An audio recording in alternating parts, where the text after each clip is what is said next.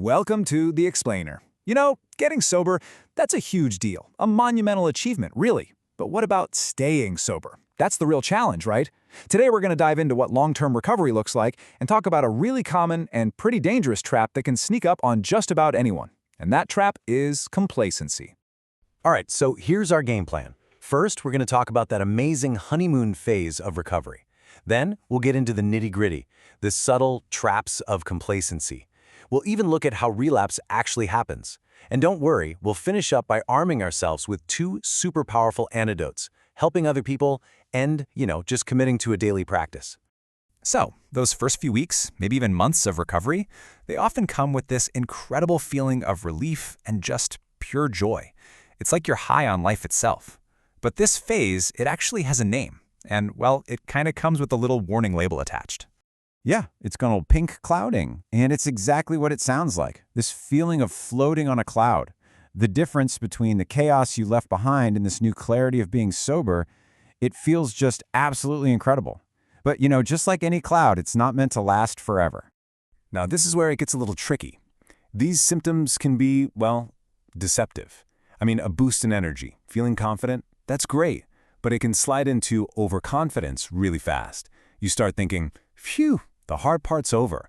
And that's exactly when people might start, skipping meetings or letting go of the very things that got them sober in the first place. And that right there, that is the crucial question. Because what happens when that amazing, euphoric feeling starts to fade, that's when the real day-in, day-out work of recovery actually begins. And honestly, that's when we're most vulnerable to getting complacent. Okay, so this brings us right to the sneaky little pitfalls that can totally derail your progress. Let's dig into the traps that pop up when the comfort of being sober starts to feel a little too comfortable. First up, and this is probably the most common and dangerous one, is the I'm cured trap. You know the one. After months, maybe even years of things going really well, that little thought creeps in, I've got this, I'm fixed. And that overconfidence, it's what leads people to drop the very tools and support systems that are so essential for staying the course. Next, we've got the routine trap. Look, structure is an absolute lifesaver in early recovery, right? But after a while, that same rigid routine can start to feel monotonous. Life can feel kind of flat, and that leads to boredom and restlessness. And trust me, those are two really dangerous feelings for someone in recovery. And then there's the isolation trap. As you start to feel more stable, it's so easy to think, you know what, I don't really need my support network as much anymore. Maybe you call your sponsor less often, or you start skipping a few meetings here and there. But this slow drift into being alone, it's just so risky. It completely cuts you off from accountability and from people who actually get it. And finally, there's the forgetting why trap. Time is a funny thing. Those sharp, painful memories of what it was really like, they can start to fade. You might actually forget the desperation that made you want to get sober in the first place. And when you forget your why, it gets a whole lot easier to start questioning if all this hard work is even worth it anymore. Now, to be clear, these traps don't cause a relapse directly, but man, do they leave the door wide open. So let's take a closer look at the mechanics of what's actually going on when complacency makes someone vulnerable. All right, so this cognitive behavioral model, it shows this whole chain reaction perfectly. It usually kicks off with some kind of high-risk situation. Think major stress at work or maybe a social event.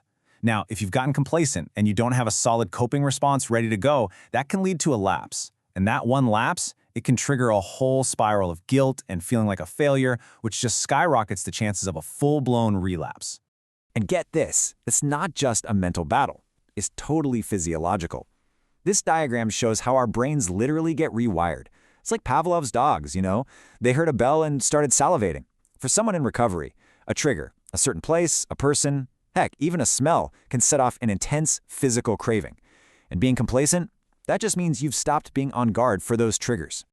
So, okay, we know the risks. What in the world can we do about it? What's the antidote to all this complacency? Well, the first one is this incredibly powerful, almost paradoxical secret weapon. You turn your focus outward and you help other people. This quote from Renee, it just says it all, doesn't it? When I started to care for others, my recovery began to flourish. Think about it. When you're stuck in your own head, just worrying about your own stuff, your world gets really small. But the moment you start to genuinely help someone else, especially someone fighting the same battle, it's like your own recovery gets stronger. And here's the crucial point. This isn't just some nice feel-good idea. It's actually backed by research. Helping others reminds you of just how far you've come, right? It yanks you out of being stuck on yourself, which helps with anxiety, and it builds real, genuine self-esteem. It's a total win-win. And listen, helping doesn't have to be some grand, dramatic gesture. It can be as simple as offering your phone number to a newcomer at a meeting, or just putting your phone down and really truly listening when a friend is struggling. Every single one of these little acts of service just makes your own foundation that much stronger. All right, so the second antidote is about turning that focus back inward, but not in a self-obsessed way. I'm talking about self-awareness. It's all about committing to a consistent, active, daily practice. I absolutely love this metaphor. Think about it. Your recovery isn't some stone monument you build and then just admire from a distance.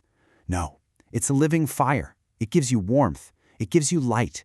But if you stop tending to it, if you stop adding fuel, it is absolutely going to burn out. So how do you tend the fire? Well, one of the most powerful ways is through a daily inventory. It's a practice used in tons of recovery programs. And let me be clear, this is not about beating yourself up. It's just a practical, honest look at your day. It helps you catch things like resentment or fear before they have a chance to build up and become a real threat to your sobriety. And that daily practice? It also means keeping your tools sharp. These here are just a few examples. I mean, the simple act of just pausing when you feel agitated, or making that phone call to your sponsor you really don't feel like making. Even just sitting in a different chair at a meeting. It sounds small, but it can shake things up just enough to keep that complacency from setting in.